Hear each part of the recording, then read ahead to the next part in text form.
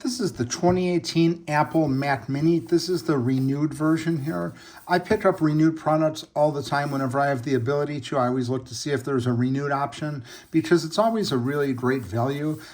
This is the 2018 Mac Mini here. This is the 32 gigabytes of RAM. So that's why I picked this one up. I'm upgrading from an 8 gigabyte RAM memory for the Mac Mini. It just runs out of storage all the time. We're using it for a lot of like high capacity programs and things like that. So we wanted to get an upgraded version. So this one's at 4 times the memory here.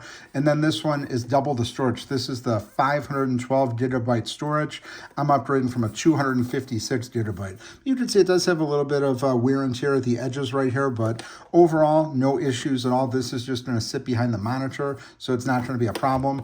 And then if you're not familiar with the back here, you got the 4 USB-C connections here. You got the HDMI, you have the 2 USB-C, and then the power cable here, and then Ethernet. And this is just a fan for cooling. But I've been using Mac Minis for a long time.